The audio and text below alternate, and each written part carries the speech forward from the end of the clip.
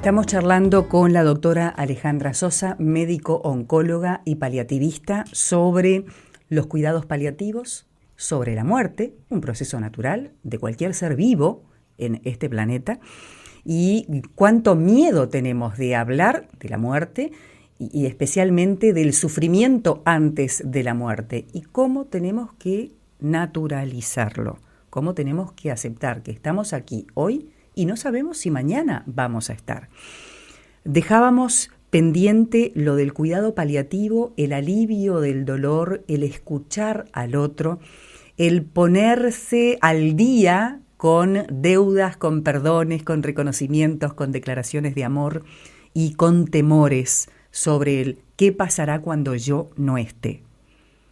Y si hay técnicas como para aliviar ese dolor físico o espiritual, ¿por qué llegar a la eutanasia? Carla, gracias por estar en sintonía.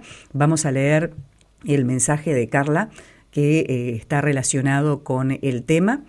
Dice lo siguiente: buenos días, ¿cómo están? Escuchando aquí el programa, muchos piensan que la eutanasia terminaría con el dolor del paciente y sus familiares y allí se terminaría todo. Pero no es tan así.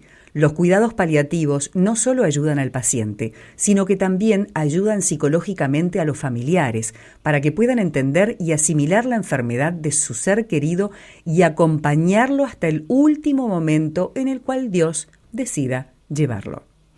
Doctora. Excelente el mensaje de la oyente y sintetiza eso. Los cuidados paliativos es así como dice la oyente, los cuidados paliativos no solamente están dirigidos al paciente. La unidad de trabajo que tienen los cuidados paliativos es el paciente y la familia, o el paciente y el cuidador, o el paciente y su entorno. E incluso la actividad de cuidados paliativos no termina cuando el paciente fallece, porque nosotros seguimos acompañando a esa familia, a ese cuidador o a ese entorno en el tiempo del duelo, que a veces pueden ser 1 o 2 visitas, porque al haber estado acompañado por cuidados paliativos, al no ser la muerte un tema tabú y en el cual ese familiar pudo ser una persona activa, acompañando a ese ser querido en ese último tiempo, esa persona, el dolor es el mismo, el dolor de perder a un ser querido siempre lo vamos a tener, pero cuando uno lo acompañó, cuando uno le entregó todo, cuando uno se pudo sincerar, cuando pudieron haber conversaciones sumamente importantes, porque se sabe que ya no vamos a poder volver a verbalizar, por lo menos frente a frente, con esa persona. El duelo es un duelo que, por supuesto, se da doloroso, pero es un duelo sano, es un duelo que, llegado un tiempo, uno sabe que uno hizo absolutamente todo por el ser querido que tuvimos a nuestro cuidado. Y eso es fundamental. Si existe todo este proceso, todo este seguimiento, todo este equipo multidisciplinario que acompaña no solo a la persona que está convaleciente, sino a su núcleo familiar, ¿por qué la premura de aprobar el proyecto de eutanasia? En realidad es inentendible, porque la premura, por eso desde el movimiento que formamos muchos profesionales de todas las religiones, de todos los partidos políticos, de todas las edades, no nos explicamos por qué la premura. A título personal, y creo que también a título del movimiento que yo formo parte, la premura parte de cumplir una agenda de derechos internacional en donde la gente que no es productiva no vale la pena. Y entonces podemos prescindir de esas personas.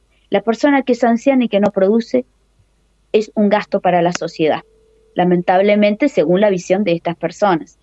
Las personas que nacen ya con patologías también son una carga para la sociedad y para el sistema. Y países en donde están legalizados, que son muy poquitos, a uno le llama la atención, ¿por qué si esto es algo tan maravilloso? ¿Por qué si esto es un derecho, como le quieren hacer ver, a morir dignamente? ¿Por qué sociedades que son civilizadas, sociedades que son del primer mundo, no lo han aceptado?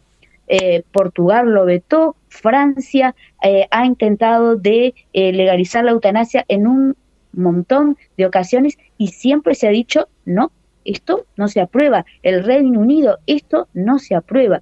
La premura en nuestro país parecía que nunca iba a llegar, pero bueno, llegó en el 2020 con el primer proyecto que fue presentado por el diputado Pasqué, que era un proyecto de mínimo, que él mismo así lo explica y tiene razón, porque era un proyecto que se dirigía a la despenalización del médico para aplicar la eutanasia, y que ahora lamentablemente unido parte del Partido Colorado, porque no es todo el Partido Colorado, ni siquiera todos los integrantes del sector de Ciudadanos que representa el diputado Pasqué, sino unidos, sí, a el Frente Amplio, forman un proyecto de ley que es nefasto, que es aberrante, que carece de total garantía a cualquier persona, si es una ley de que realmente se cumplan los requisitos y no se avasallen los derechos que sí tenemos y que ya están marcados por la Declaración de los Derechos Humanos, por nuestra Constitución de la República también. Es el derecho a la vida.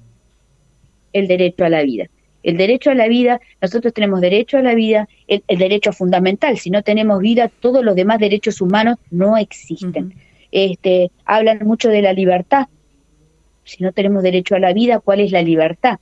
El Estado debe preocuparse por el bienestar de sus ciudadanos, porque tengan una buena calidad de vida, porque tengan una buena calidad de asistencia. Tú mismo lo comentabas, en cuidados paliativos, lamentablemente, no llega a todos los uruguayos. Cuidados paliativos llega a un 50% de la población uruguaya, el interior mucho más desprovisto que Montevideo, pero sin lugar a dudas, de todas maneras, en Montevideo, la desigualdad que existe en la calidad de los servicios de cuidados paliativos es abismal. Y muchas veces lo que existe es, como tú comentabas, de colegas en Rivera, quienes nos formamos o quienes tenemos una fuerte impronta paliativista, aunque no estemos formados desde el punto de vista académico. Pero se tiene el perfil. Sí. ¿No? Son esfuerzos personales. Bueno, yo voy a la casa de ese paciente, yo lo paso a ver más tarde de nuevo, otra vez por el hospital, por el sanatorio, pero son esfuerzos personales. El Estado tiene la obligación de cumplir con normativa que ya está vigente, pero que no la regula el Ministerio de Salud Pública, y por lo tanto entonces las mutualistas, y ACE, que es la otra gran mutualista que existe en nuestro país a nivel público, no está reglamentado y por lo tanto no lo audita, las instituciones no lo dan.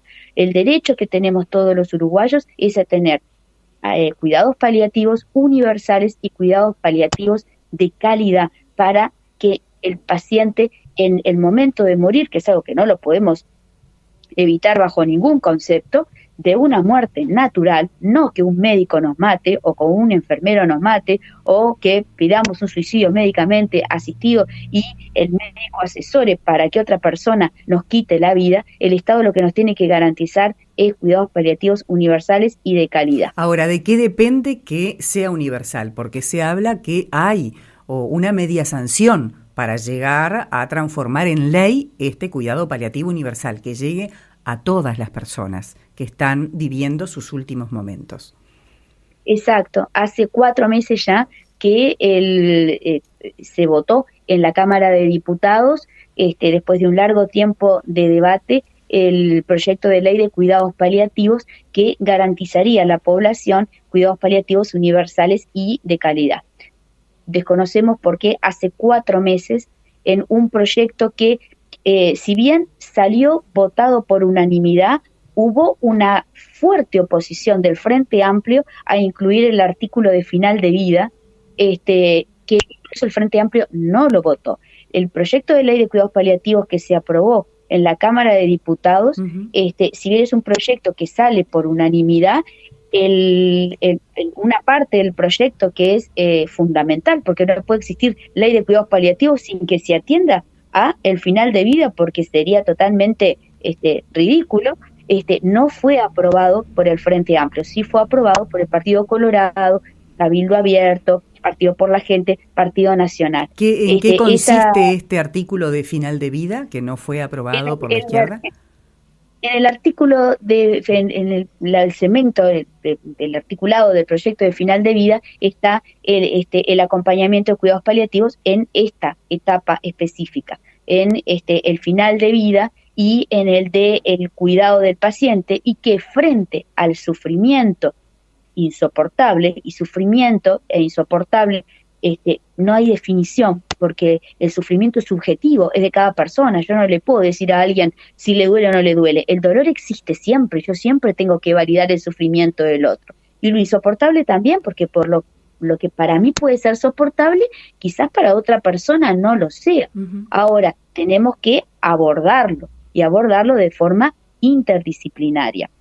En este proyecto también se habla de que nosotros tenemos ya hoy en día, tenemos la sedación paliativa, que es una indicación médica, una indicación ética, un acto médico que es legal, ético, moral, que es cuando nosotros estamos ante un paciente que tiene un síntoma, cualquiera sea el síntoma, dolor, falta de aire, delirio, sangrado, una oclusión intestinal, cualquier síntoma, no importa cuál sea ese síntoma, si nosotros, en manos de un equipo que sea experto en el control de síntomas, como afortunadamente ocurre en nuestro país, que no ocurre en otros países, que disponemos no solamente de personal especializado, sino de todos los fármacos para poder combatir ese sufrimiento en un tiempo prudencial, porque no podemos permitir que ese sufrimiento sea largo. En un tiempo prudencial aplicamos toda nuestra experticia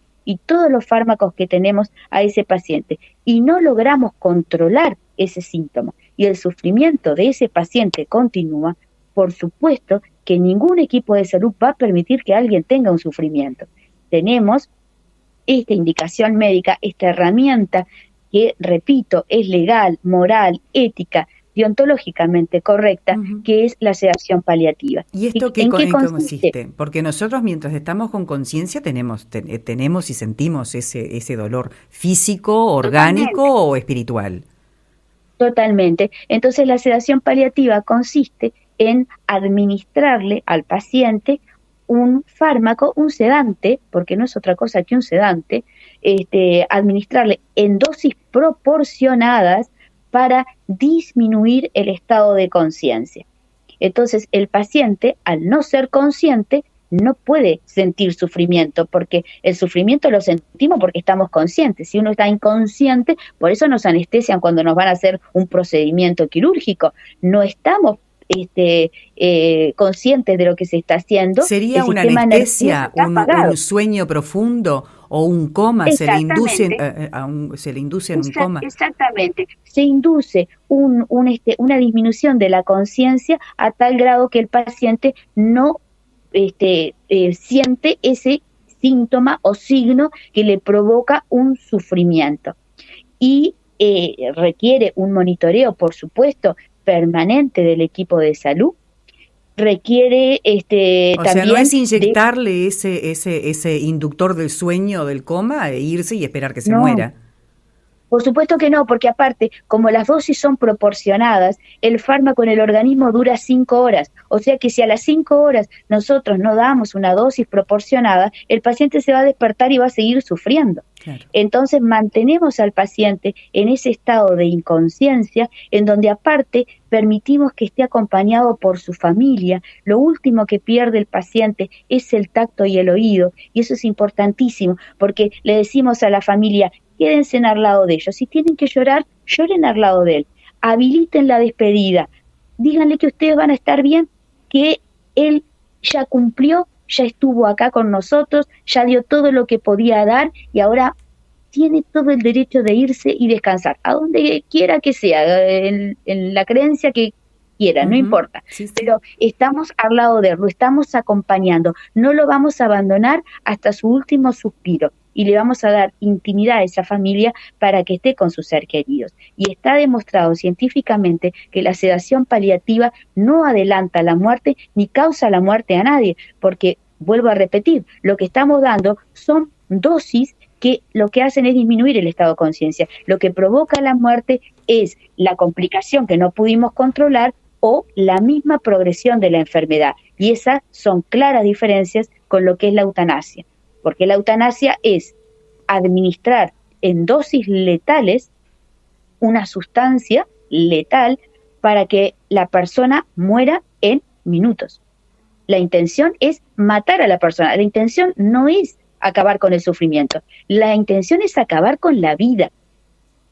Entonces son totalmente contrapuestas ambas posiciones, que bueno, que de ser legal serán indicaciones médicas, porque bueno, si el Parlamento dice que es legal la eutanasia, un médico la podrá indicar. Ahora, lo que jamás va a ser la eutanasia ni el suicidio médicamente asistido, ni acá, ni en ningún sector, ni en ningún lugar del mundo, es un acto médico, porque va contra de las funciones de un médico. ¿Habrá objeción de conciencia entonces? ¿Habrá objeción de conciencia entonces? Porque son los parlamentarios los que están con la sartén por el mango. Parlamentarios estos que, pregunto, ¿piden orientación técnica, científica antes de llevar al papel o cuando está en el papel el proyecto, asesoramiento? ¿Se reúnen con los sindicatos, con los gremios, con universitarios para pedir orientación profesional al respecto?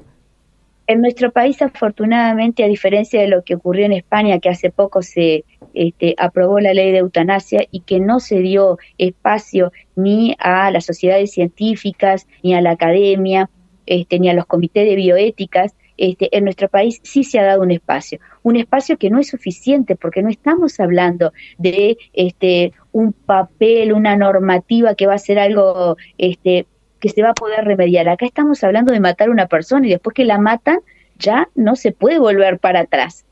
Se necesita mucho más tiempo para poder discutir. Incluso como ha sido público hace un par de semanas, llamó muchísimo la atención que la Comisión de Salud, no toda la Comisión de Salud, pero sí los representantes del Frente Amplio y del Partido Colorado, se negaron a recibir más delegaciones, en donde estaba muchas delegaciones, todas tienen su voz y la voz de todos es importante, pero si hay una voz que tenía que ser escuchada, era la voz del Ministerio de Salud Pública, que tiene los informes de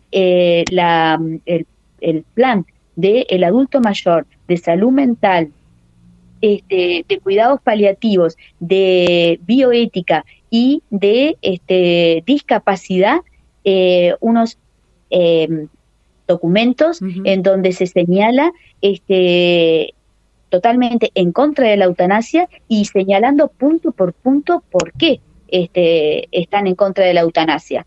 Y esta delegación fundamental no fue recibida, por más que tuvo la venia de sí ser aprobado, recibirlo por Cabildo Abierto y por el Partido Nacional. Lamentablemente la mayoría la constituyó el Frente Amplio y el Partido Colorado, que se negaron a recibir más delegaciones para tratar este proyecto porque quieren tratarlo rápidamente y que rápidamente pase a Cámara de Diputados. En el caso que se transforme en ley, doctora, ¿cuál será su actitud, su conducta?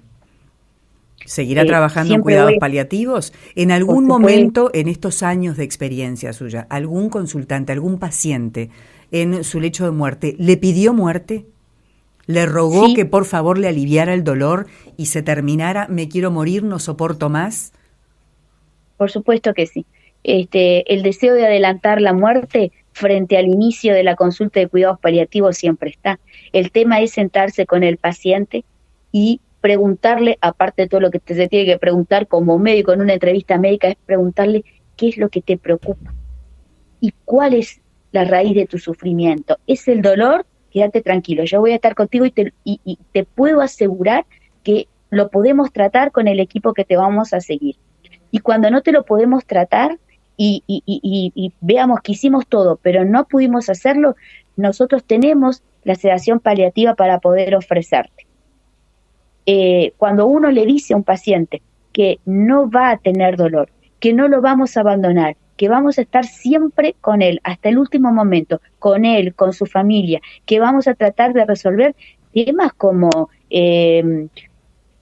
una herencia, me quiero casar en este tiempo, quiero saber que mis hijos estén seguros porque soy la única persona que está y quiero que mis hijos puedan estar en el seno de una familia, un montón de temas legales, sociales, psicológicos. Ese paciente en ese momento lo único que está pidiendo es que no lo dejen solo, no me abandonen y no me dejen sufrir. Pero nunca, en todos estos años que yo tengo, ni de oncóloga ni de paliativista, he tenido un paciente que me haya pedido, quiero morirme. Todo el mundo quiere vivir hasta el final. Todos, y si no, no se harían los tratamientos que se continúan haciendo, quimioterapia tras quimioterapia, cirugías, incluso las enfermedades neurodegenerativas. Hoy por hoy se habla tanto de la enfermedad lateral amiotrófica, una enfermedad neurodegenerativa muy cruel, incurable hasta el momento actual. Esos pacientes se someten a traqueostomías para poder respirar, a gastrostomías para poder alimentarse, a colostomías para poder movilizar el intestino, a nefrostomías para poder orinar. Eso no es querer vivir. Lo que necesitan es otra cosa, es hacerles sentir que son valiosos, que siguen siendo valiosos, que nosotros vamos a estar con ellos.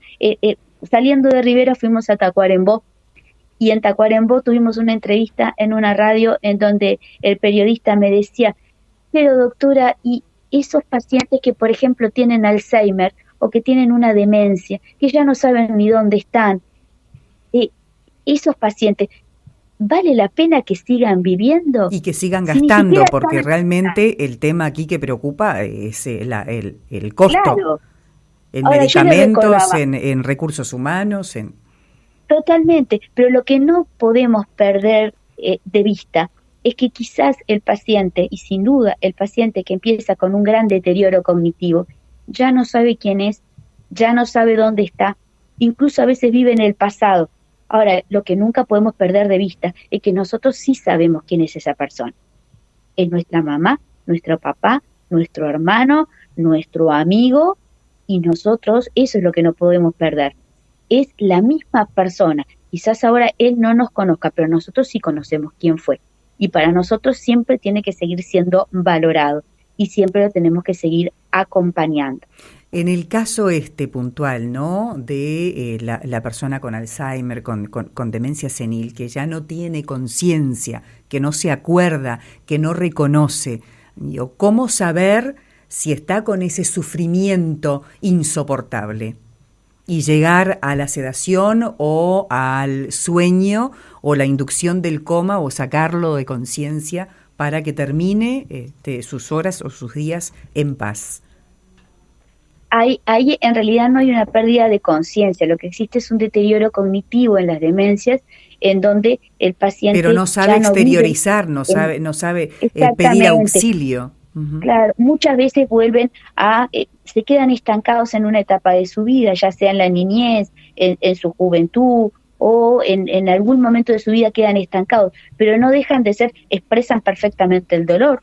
Si tienen dificultad de aire, no van a poder. Hay cosas que son objetivas. Bien. Por eso digo, el dolor es subjetivo. Puedo decir, me duele, no me duele, sí. Y yo puedo decir, y yo lo veo sonriendo y me está diciendo que me duele, pero bueno, cada uno tiene su forma de manifestar el dolor. Ahora, si un paciente tiene falta de aire, disnea, no puede disimular que tiene disnea. Si un paciente está delirando porque está viendo elefantes o ratas que le están subiendo por las piernas o están en su cama, uno no puede inventar eso, y eso es un sufrimiento. Si un paciente que se lo está puede aliviar con esa inducción al sueño.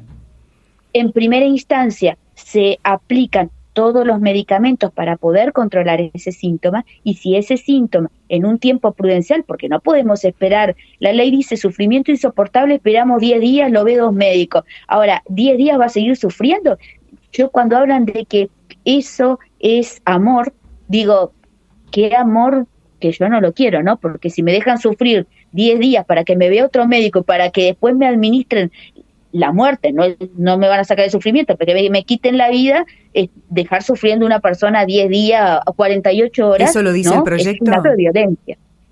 Sí, porque el proyecto, dentro de uno de sus artículos, dice que primero va a tener una entrevista con un médico actuante, que yo quiero aclarar que un médico actuante es el médico que en ese momento está en la entrevista médica, no es el médico del paciente, no es el tratante, no es un médico especialista, claro, no, es que más, la ley dice que no puede ser el médico tratante, porque si fuera el médico tratante también sería podría inducirse a que, bueno, hubo un acuerdo entre el paciente y el médico. Tiene que ser un médico externo, un médico que no lo conoce. Ahora, tampoco es un especialista y dice que le tiene que decir al paciente cuál es su condición, cuáles son las posibilidades de tratamiento, cuál es el pronóstico, y que si no es un especialista, ¿cómo me voy a poner yo como oncóloga a hablar, por ejemplo, de una enfermedad neurodegenerativa cuando yo no estoy actualizada en ese tema? ¿Qué consentimiento informado y veraz? Para dar un consentimiento informado y que tenga validez, el paciente tiene que ser informado por un especialista en el área. Si no, ese consentimiento no es válido porque no lo informó una persona que estuviera realmente apta para darle esa información. Y también dice psíquicamente apto. Un médico, si no es psiquiatra y si no es psicólogo, si no hay un equipo de salud mental, no puede señalar que un paciente es psíquicamente apto.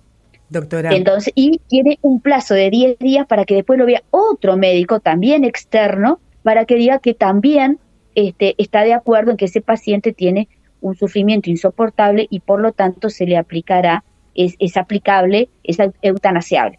Nos despedimos con la lectura del siguiente mensaje. Buenos días, estoy totalmente de acuerdo con la doctora. Tendrían que abordar más la parte espiritual conjuntamente con los cuidados paliativos. Gracias. Increíble cómo necesitamos más médicos como la señora doctora. Estuvimos charlando con la doctora Alejandra Sosa, médico, oncóloga, paliativista, sobre el trabajo que realiza ella en su calidad de oncóloga, pero también en cuidados paliativos y el acompañamiento hasta el final. Hasta el último suspiro, rodeados de la familia con contención multidisciplinaria. Hay un proyecto de ley que está aún dormido en el Parlamento para universalizar los cuidados paliativos. Y por otra parte, hay otro proyecto de ley que habla de la eutanasia. Conocimos su visión, sus argumentos de por qué está en contra de la eutanasia. El próximo entrevistado será el que defienda la eutanasia y seguramente una tercera instancia con las dos posturas enfrentadas y cada una defendiendo sus argumentos. Un fuerte abrazo, muchísimas gracias. Muchas gracias, un abrazo grande. Hasta pronto. Nosotros nos reencontramos el próximo sábado con otra propuesta saludable por nuestro medio, nuestro queridísimo medio Radioactiva y Activa TV. Sean felices, no es un pedido, es una orden.